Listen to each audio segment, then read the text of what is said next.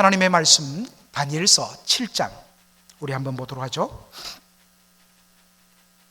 사실은 오늘 이 본문 말씀 속에 본문에 대한 해석까지 나오기 때문에 1절부터 마지막 28절까지를 시간이 걸리지만 우리 한번 한 목소리로 읽도록 하겠습니다. 다니엘서 7장 1절로 마지막 28절까지 조금 깁니다만 우리 한 절씩 교독을 하도록 합니다. 제가 1절 읽습니다. 바벨론 왕 벨사살 원년에 다니엘이 그 침상에서 꿈을 꾸며 뇌 속으로 이상을 받고 그 꿈을 기록하며 그 일의 대략을 진술하니라.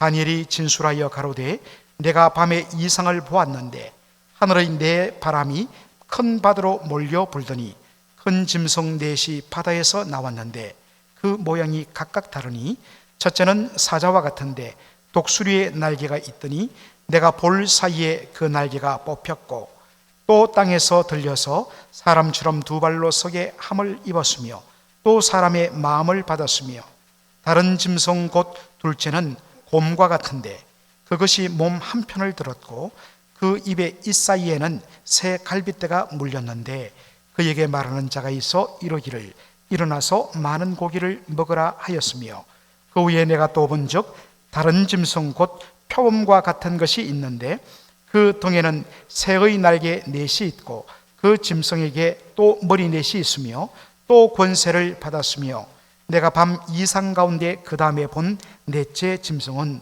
무섭고 놀라우며 또 극히 강하며 또 큰 철이가 있어서 먹고 부서뜨리고 그 나머지를 발로 밟았으며 이 짐승은 전의 모든 짐승과 다르고 또 10뿔이 있으므로 내가 그 뿔을 유심히 보는 중 다른 작은 뿔이 그 사이에서 나더니 먼저 뿔 중에 셋이 그 앞에 뿌리까지 뽑혔으며 이 작은 뿔에는 사람의 눈 같은 눈이 있고 또 입이 있어 큰 말을 하였느니라.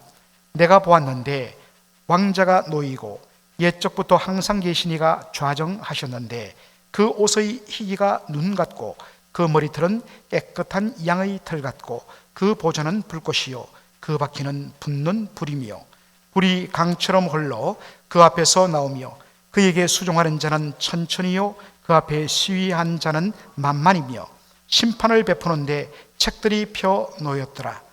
그때에 내가 그 큰 말하는 작은 뿔의 목소리로 인하여 주목하여 보는 사이에 짐승이 죽임을 당하고 그 시체가 상한 바 되어 붙는 불에 던진 바 되었으며 그 남은 모든 짐승은 큰 권세를 빼앗겼으나 그 생명은 보존되어 정한 시기가 이르기를 기다리게 되었더라. 내가 또 밤 이상 중에 보았는데 인자 같은 이가 하늘 구름을 타고 와서 옛적부터 항상 계신 자에게 나와 그 앞에 인도되매 그에게 권세와 영광과 나라를 주고 모든 백성과 나라들과 각 방언하는 자로 그를 섬기게 하였으니 그 권세는 영원한 권세라 옮기지 아니할 것이요 그 나라는 패하지 아니할 것이니라. 나 다니엘이 중심에 근심하며 내 뇌 속에 이상이 나로 번민케 한지라. 내가 그 곁에 모신 자 중 하나에게 나아가서 이 모든 일의 진상을 물으매 그가 내게 고하여 그 일의 해석을 알게 하여 가로되 그 내 큰 짐승은 내 왕이라 세상에 일어날 것이로되 지극히 높으신 자의 성도들이 나라를 얻으리니 그 누림이 영원하고 영원하고 영원하리라.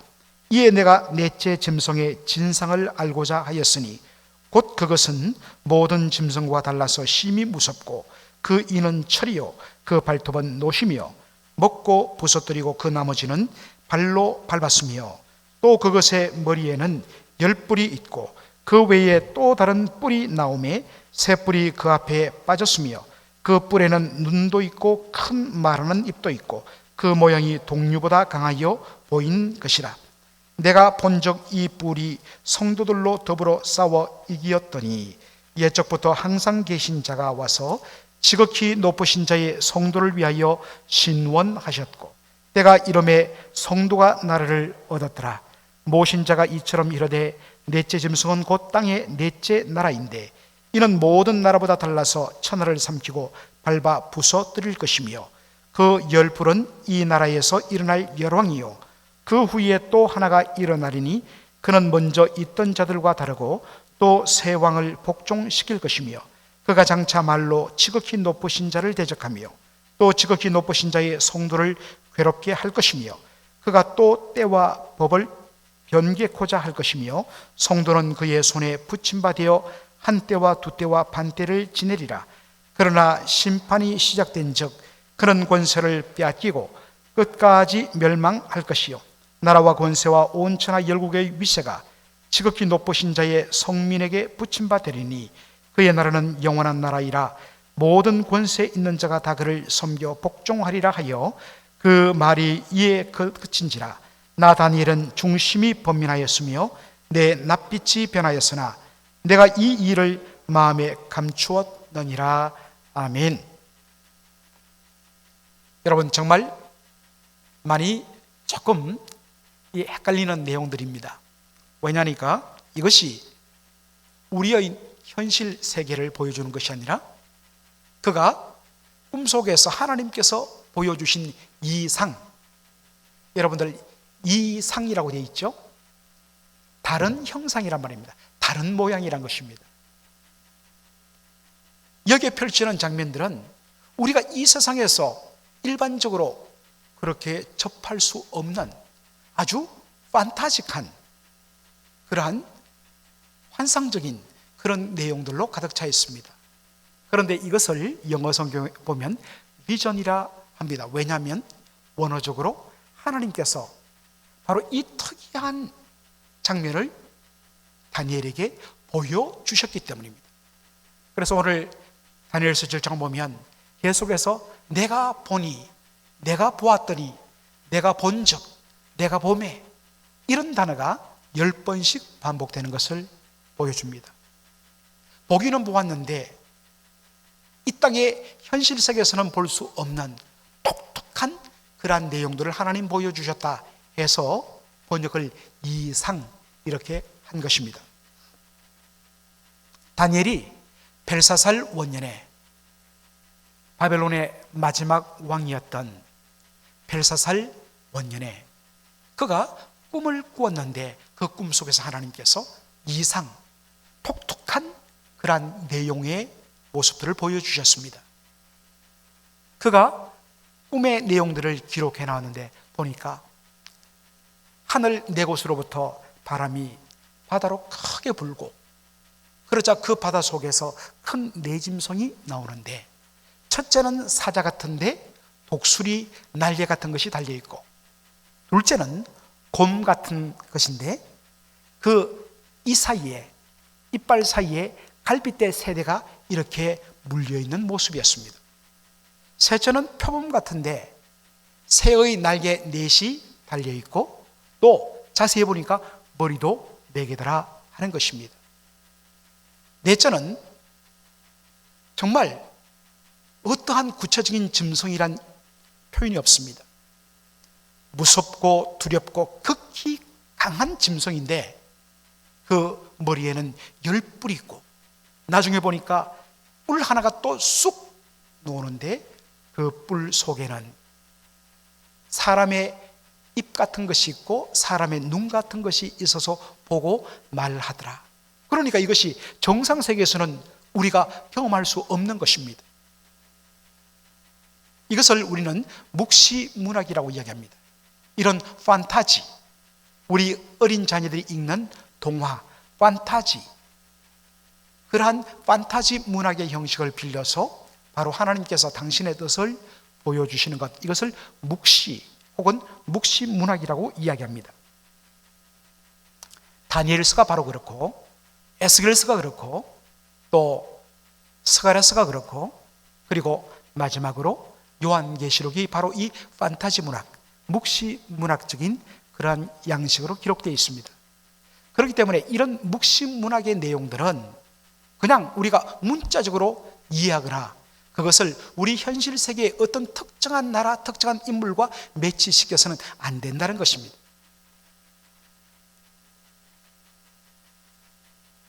그런데 이것을 잘못 해석하여서 최근까지 오래도록 미국과 한국 이 복음주의 교회권에 영향을 미쳤던 세대주의 신학의 해석이 이렇습니다.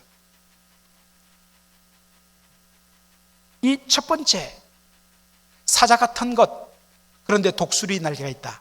이것은 바벨론을 의미한다. 왜냐하니까 고대 바벨론의 유물들이 19세기부터 발굴이 되기 시작했는데, 여러분들 오늘 제가 준비를 못했습니다만 바벨론 거기에서 발견된 걸 보면 몸은 사자 모양인데 두 날개가 그려진 그러한 벽에 새겨진 것들을 여러분 보게 될 것입니다. 그래서 이것은 바벨론이다. 둘째, 곰 같은 것인데 새 갈빗대. 이때 말하는 곰은 뭐냐? 바로 바벨론 다음에 나타난 나라, 어느 나라죠? 페르시아를 말합니다. 그리고 이 페르시아를 상징하는 곰, 이 곰의 이빨 사이에 물려있는 새 갈빗대, 이것은 바로 페르시아에 의해서 무너지고 망한 새 나라, 바로 바벨론, 그 다음에 리디아는 오늘날 터키 소아시아 측에 있던 왕국을 가리킵니다. 그래서 페르시아가 이 오늘날 터키 소아시아 지역까지 완전히 장악합니다. 그리고 이집트. 그러면 표범 같은데 날개 넷, 이건 뭐냐? 바로 그 다음에 나타난 헬라, 특별히 이 알렉산더 대왕의 마케도니아 왕국을 의미한다. 표범 얼마나 빠릅니까? 그리고 더군다나 날개가 4개 달렸습니다. 빠른 속도를 말하고 4개, 바로 이 천하 세계 사방을 향하여서 달려가는 것을 의미합니다. 정말 너무나도 급속하게 저 인도로부터 해갖고 이집트까지, 아시아, 유럽, 북아프리카까지 이 3개 대륙을 완전히 휩쓸어서 대제국을 빠른 시간에 형성했던 알렉산더 대왕을 바로 의미하는 것이다. 그러면 거기에 머리가 4개 달린 것은 뭘 의미하느냐? 이 알렉산더 대왕이 35인가에 말라리아에 걸려서 죽습니다. 그러자 그의 부하 장수 4명이 서로 권력 다툼을 하면서 이 광대한 헬라 제국이 4나라로 갈라집니다. 그 나라가 마게도니아, 트라케, 시리아, 이집트, 이렇게 4나라로 다시 그렇게 나라가 분열됩니다. 그것을 말하는 것이 머리 4개이다. 그렇다면 4번째로 보이는 무섭고 극히 두렵고 극히 강한 짐승, 이것은 누구를 말하는가? 헬라 나라 다음에 나타나는 것이 바로 로마 나라다. 그렇다면 열불과 작은 뿔은 뭘 의미하느냐? 열불은 로마 제국이 무너지고 나서 뒤에 일어나는 열나라. 그래서 잘못된 성경 해석을 하는 사람들은 이 10개 숫자 10에 초점을 맞추어서 바로 유럽에 나타난 10개의 나라가 바로 다니엘 7장에서 말하는 열뿔이다, 이런 식으로 해석을 갖다 붙입니다. 그러면 열뿔 뒤에 나오는 이 작은 뿔, 이 뿔은 무엇을 가리키는가? 바로 마지막 날에 이 모든 세력들을 규합하여 갖고 우리 주님과 하나님 나라를 대적하는 적 그리스도가 바로 작은 뿔이다. 이렇게 요한계시록까지 연결해서 해석을 합니다. 이런 영향이 미국과 한국의 복음주의권 교회에 어마어마한 영향을 미쳤습니다.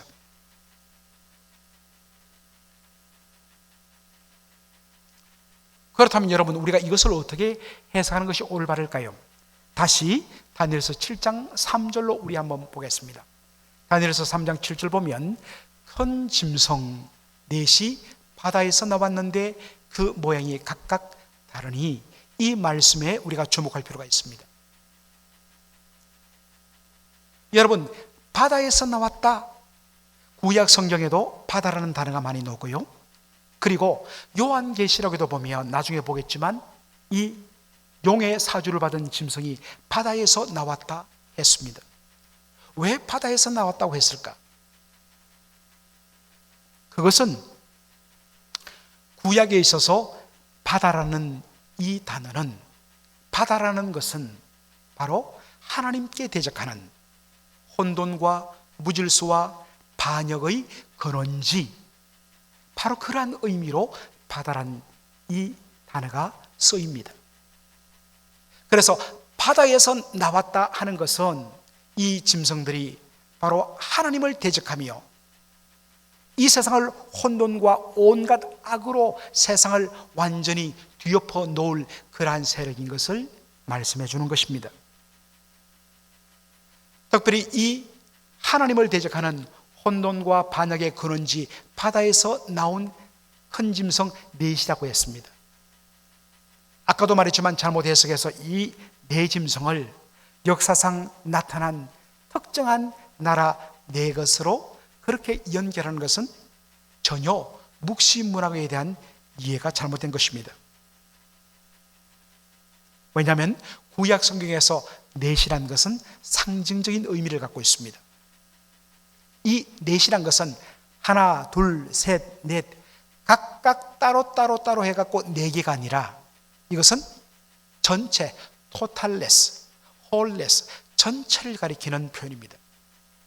다시 말해서 하나님을 대적하는 바로 그 혼돈과 반역의 진원지로부터 나온 하나님을 대적하는 모든 세력들, 언제부터?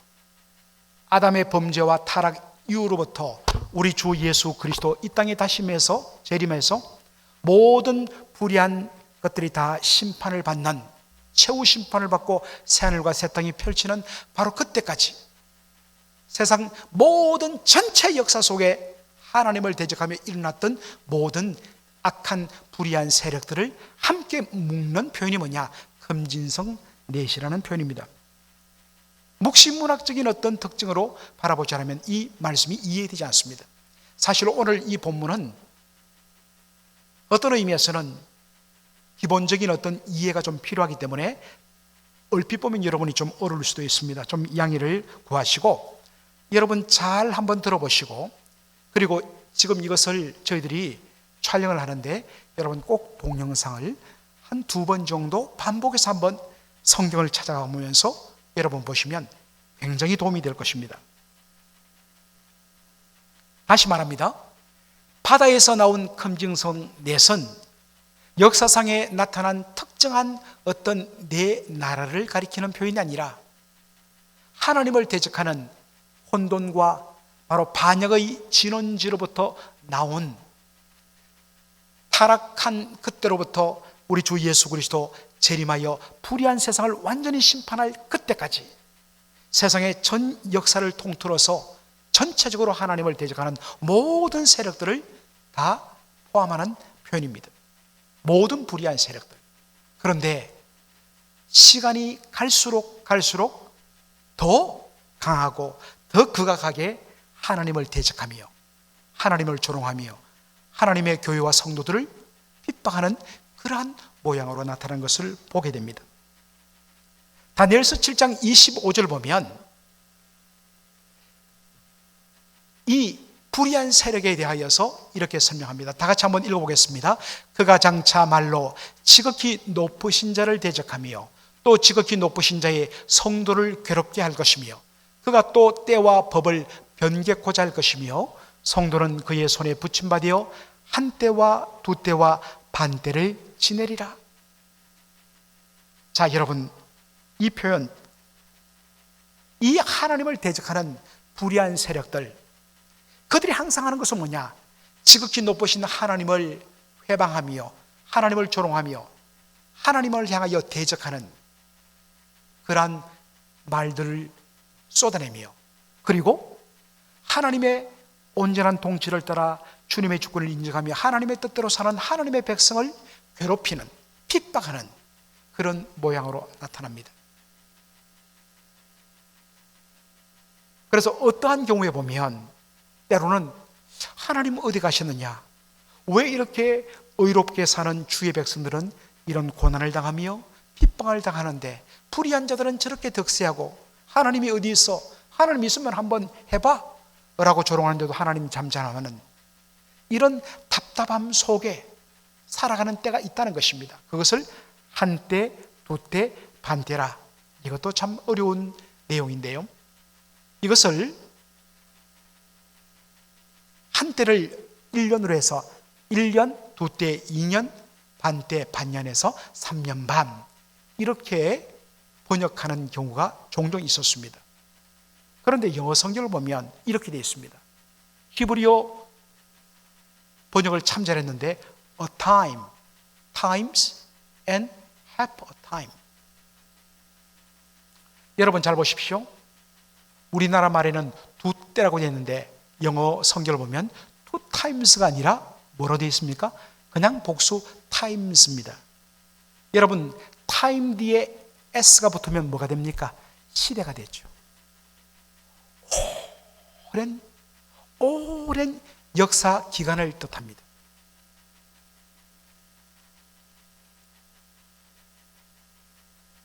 하나님을 조롱하고 하나님을 비방하고 하나님의 뜻대로 의롭게 사는 성도들을 그렇게 괴롭히고 뒤흔드는데도 그들의 세력은 영원한 것 같고 하나님은 잠잠한 것 같습니다. 이대로 모든 것이 끝나는 것이 아닌가? 정말 때로는 절망하고 싶은, 언제 끝나나? 그냥 타임스입니다. 끝없는 시간입니다. 그런데 그 다음 마지막이 뭡니까? half a time. 그 시간이 갑자기 절반으로 뚝 줄어든다는 것입니다. 이 표현은 길게 끝없이 가는 것 같다가 어느 순간에 순식간에 팍 꺾이면서 이 악한 세력들이 무너질 것을 보여주는 묵시문학적인 상징적인 표현입니다. 한때, 두때, 반때, 3년 반, 3년 반 동안 이 짐승 세력에 의해서 어떤 면에서는 핍박을 받다가 견뎌갖고 나중에 휴고받는 그런 어떤 해석은 잘못된 해석입니다. 이건 단순히 숫자적으로 3년 반을 의미하는 게 아닙니다. 오랜 시간 동안 점차 끝없이 핍박을 받는데 이것이 그대로 지속되는가 싶었는데 어느 순간에 갑자기 확 꺾이면서 악한 세력들이 무너지는 것을 의미한다 하는 말씀입니다. 자, 여러분들, 이것을 그대로 보여주는 것이 어디냐? 요한계시록 13장과 14장이 이것을 보여줍니다. 먼저 13장 1절로 2절을 보겠습니다. 한번 읽어보겠습니다. 내가 보니 바다에서 한 짐승이 나오는데 뿔이 열이요 머리가 7이라. 그 뿔에는 10면류관이 있고 그 머리들에는 참남한 이름들이 있더라. 내가 본 짐승은 표범과 비슷하고 그 발은 곰의 발 같고 그 입은 사자의 입 같은데 용이 자기의 능력과 보좌와 큰 권세를 그에게 주었더라. 자, 여러분들, 다니엘서 7장에 나오는 이 내용, 요한계시록 13장이 딱 압축적으로 해석해 주고 있습니다. 보여주고 있습니다. 사도 요한이 보았다 했습니다. 하나님이 보여주셨습니다. 하나님이 이상, 비전을 보여주셨는데, 환상을 보여주셨는데 그 환상 속에 뭐가 나타났느냐? 바다에서부터 한 짐승이 나오는데, 아까는 짐승이 몇 나왔습니까? 4짐승이 나왔죠. 아까도 말했지만 4짐승이라는 것은 하나, 둘, 셋, 넷 각각 구별된 따로따로의 짐승이 아니라고 했습니다. 전체를 가리킨다고 했습니다. 타락 이후 우리 주 예수 그리스도 오시는 그날까지 하나님을 대적하며 주의 성도들을 핍박하는 불의한 세력들, 시간이 가면 갈수록 더 악하고 더 강도가 세어지는 불의한 세력들이 끊임없이 일어나는 그 전체의 불의한 세력들을 가리키는 것이 뭐냐? 바다에서 한 짐승이 나왔다. 물론 마지막 때에는 더 극악한 그러한 적그리스도가 나타날 것입니다. 그러나 매 시대마다 하나님을 대적하며 주의 성도들을 괴롭히는 짐승 적그리스도가 나타났는데 마지막 때는 더 강한 것들이 나타난다는 것이죠. 이 짐승이 바다에서 나왔다 했습니다. 여러분, 바다는 무엇이라고요?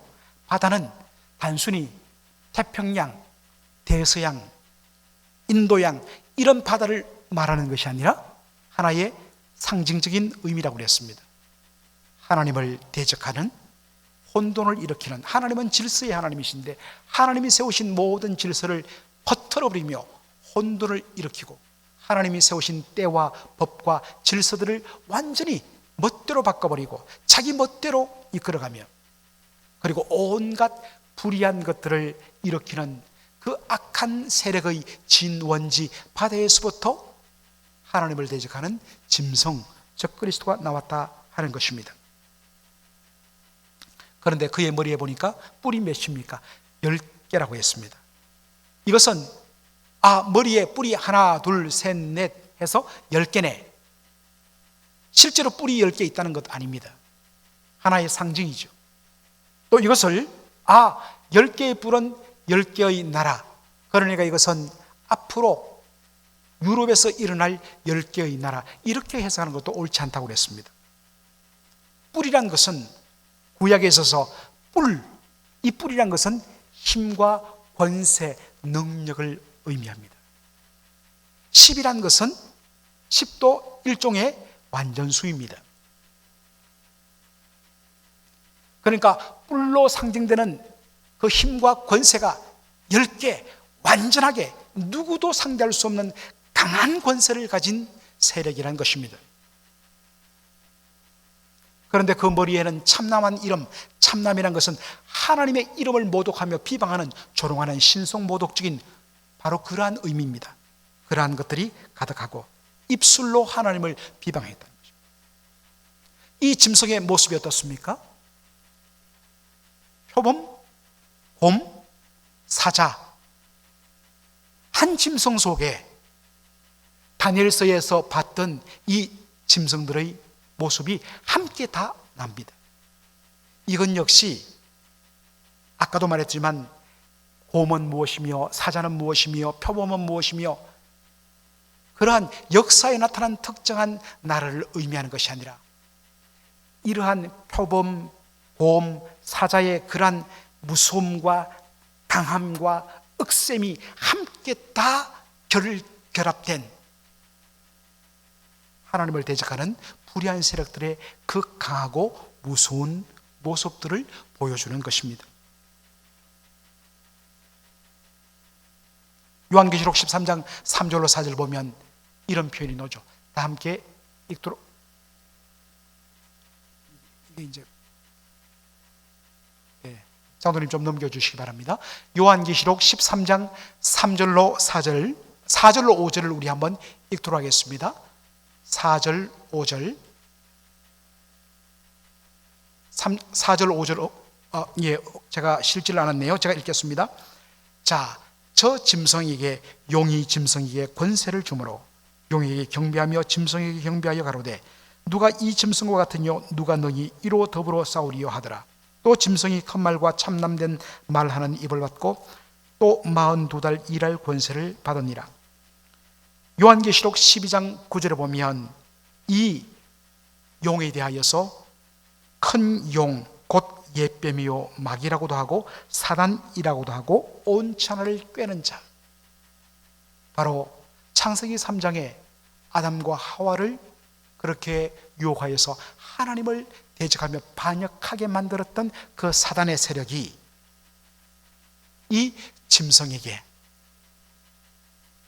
다시 말해서 하나님을 대적하며 하나님이 세우신 모든 질서를 무너뜨리며 이 땅에 온갖 불의를 불어넣으며 의롭게 사는 하나님의 백성을 향하여 끝없이 핍박하는 이 짐승으로 표현되는 불의한 세력, 그들이 능력을 받아서 하나님의 이름을 모독하고 그리고 성도를 핍박했다 했습니다. 세상의 불의한 세력들은 자기들이 그렇게 강한 힘을 가지고 하나님을 대적하고 비방하고 하나님의 백성들을 조롱하고 핍박하고 짓밟고 피눈물을 쏟게 하는데도 어떠한 하나님의 반응도 없자 우리의 이 악한 세력은 영원할 것이고 우리의 이 권세는 영원히 그 누구도 무너뜨릴 수 없다고 그들은 교만한 말을 짓거리며 그렇게 음란과 쾌락 속에 빠져 있습니다. 이런 모습을 보면서 오늘이나 내일이나 하나님께서 임하셔서 이 불의한 것들을 심판하고 우리의 눈에 흐르는 눈물을 닦아줄 것을 기대했던 성도들이 하나님의 역사는 나타나지 않고 오히려 악은 더 강해지고 날이 갈수록 더 세지고 믿음으로 사는 사람들은 더 핍박받고 손해보고 비참하게 인생을 마감하는 것을 보면서 절망해버립니다. 과연 우리가 하나님을 끝까지 믿어도 되는가? 이것이 어떤 면에서는 그 옛날 다니엘이 살았던 시대도 지금부터 2000년 전 로마 제국의 핍박 속에 살았던 성도들도 오늘 이 땅 위에서 믿음으로 살아가는 우리 성도들도 똑같이 가지고 있는 고민이고 믿음의 몸부림입니다. 그 절망 가운데 있는 다니엘, 그에게 나타난 하나님이 보여주신 또 하나의 비전, 이상이 무엇입니까? 다니엘서 7장 9절 우리 한번 보도록 하겠습니다. 다 같이 읽겠습니다. 내가 보았는데 왕자가 놓이고 옛적부터 항상 계신 이가 좌정하셨는데 그 옷은 희기가 눈 같고 그 머리털은 깨끗한 양의 털 같고 그 보좌는 불꽃이요 그 바퀴는 붙는 불이며. 바로 그 절망과 어떤 면에서는 흔들리는 믿음 가운데 하나님이 눈을 열어 보게 하신 것이 뭐냐면 왕자가 놓여있고 옛적부터 항상 계신 이가 거기에 자정하셨다. 이 왕자는 물론 앉아서 온 세상을 다스리는 바로 왕이 앉는 보좌이기도 하면서 동시에 이 왕자로 표현된 이 자리는 바로 불의하고 악한 자를 심판하는 심판의 자리도 된다는 것입니다. 그것을 보여주는 것이 17장 10절에 거기에 보니까 그 앞에 심판을 베푸는데 심판하는 책들이 있더라.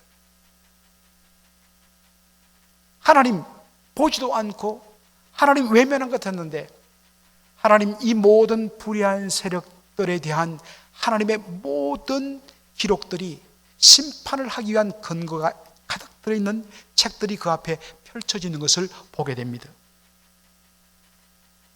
그리고 하나님의 그 보좌 심판의 자리에서 그 기록된 것을 따라 그들의 불의에 따라서 심판이 이루어지는데 11절에 작은 뿔의 목소리로 하여 주목하여 보는 사이에 짐승이 하나님을 대적하며 비방하며 하나님의 백성들을 그렇게 핍박하던 그 짐승 악한 세력이 죽임을 당하는 삽시간에 한순간에 그냥 주님께서 치시니까 그냥 그대로 상한 바 되어서 불에 던져져 버리는 모습을 보게 되는 것입니다. 다니엘서 7장 26절에 보니까 그러나 심판이 시작된 적, 위에는 보십시오. 25절에 말로 지극히 높으신 자를 대적하며 지극히 높으신 자의 성도를 괴롭히며 마음대로 하나님이 세우신 질서와 법들을, 때와 법을 자기 멋대로 바꾸면서 성도들을 자기 손에 붙들고 함부로 대하는, 영원히 이것이 지속될 것이라, 영원할 것이라, 한때 두때 이 시간이 끝없이 있을 것이라 딱 하는데 그 다음 26절 그러나 심판이 시작된 적, 하나님이 정하신 딱 때가 되어서 심판을 시작하니까 즉각적으로 단칼에 무너지더란 것입니다.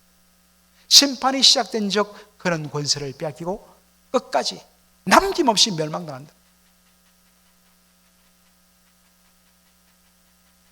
요한계시록을 보면 바로 이 짐승이 뭐로 표현되냐면 바벨론으로 표현됩니다. 혹은 음녀로 표현됩니다. 바벨론 혹은 음녀가 한순간에 어떻게 이것이 무너지느냐, 그런데 한순간에 와르르 무너지더라는 것입니다.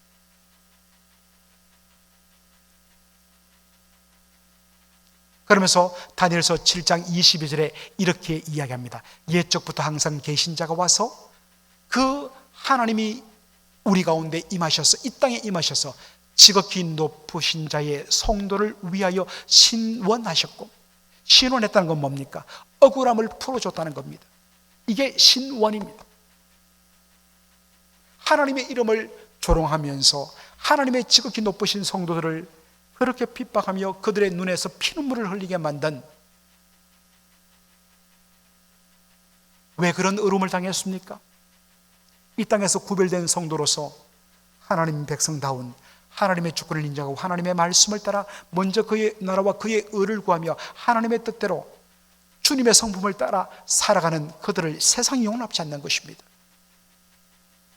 이 일로 인해서 너무나 어마어마한 핍박을 당하면서 그들 마음속에 하나님이여 언제까지니까? 하나님이여 언제까지 잠잠하시겠나이까? 하나님이여 이 억울함을 언제까지 주께서 갚아주지 아니하시겠나이까? 밤낮 택한 자들의 부르짖는 소리입니다. 그런데 하나님이 하나님의 정한 때에 순식간에 역사하셔서 성도들의 억울함을 풀어주셨다. 어떻게 풀어주셨습니까? 그 악한 세력들을 단칼에 무너뜨리시고 그들의 눈에서 흐르는 눈물을 닦아주시는, 이것이 성도의 위로인 것입니다. 성도와 교회의 부르심을 결코 외면하지 않으시는 하나님, 이게 다니엘서의 핵심 메시지입니다. 사실은 오늘 설교 제목이 인자 같은 이입니다.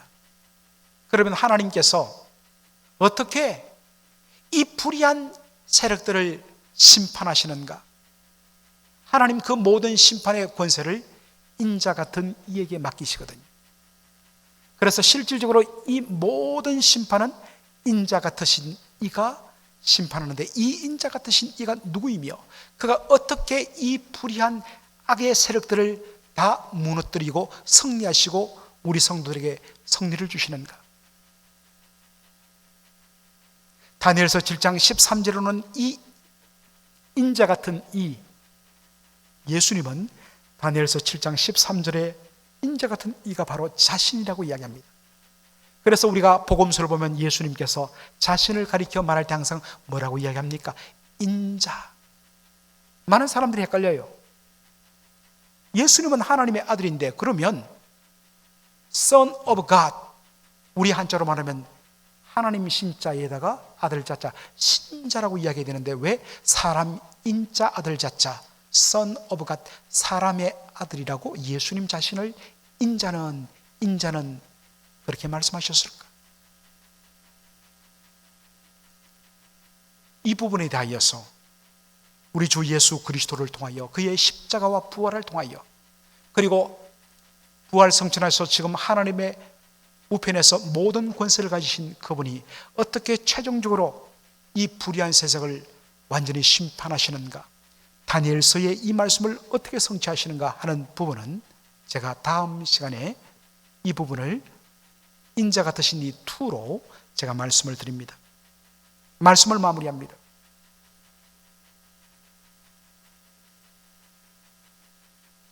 꿈에서 그 하나님을 대적하는 혼돈과 온갖 불의의 진원지인 바다로부터 거듭 그리고 나올 때마다 훨씬 더 강하고 훨씬 더 빠르고 훨씬 더 무서운, 감당할 수 없는 그런 짐승들이 나와 하나님을 조롱하고 하나님의 백성들을 그렇게 짓밟고 완전히 그들의 숨통을 뒤흔들어내면서 자기들의 그 강함을 인하여서 자기의 세력이 영원한 줄 알고 하는 이 현실, 이것은 어떤 의미에서는 그 당시 다니엘과 포로로 끌려왔던 이스라엘 백성들의 바로 탄식과 고민이기도 했습니다. 그러나 하나님 이 비전과 환상을 통하여서 하나님께서 어떻게 성도들을 붙드시며 성도를 기억하시며 그리고 저 불의한 것들 하나님께서 단 하나도 놓치지 않고 다 기록하시며 마침내 순식간에 그들을 무너뜨리신다. 그러므로 바로 하나님 살아계시고 우리를 기억하시며 반드시 우리의 원통과 억울함을 갚으신다고 약속하신 그 주님을 믿음의 눈으로 바라보면서 다니엘도 살았고 포로기의 이스라엘 백성도 살았고 초대교회 성도들도 그렇게 살았습니다. 이것은 바로 오늘 이 시대의 하나님의 백성으로 사는 우리에게 동일하게 요구되는 믿음인 것입니다. 하나님 살아계시고 그 나라는 영원하다. 이 믿음을 가지고 정말 이 흔들리는 세상에서 굳세게 믿음으로 살아가는 저와 여러분 되기를 주의 이름으로 축원합니다. 아멘. 기도하겠습니다.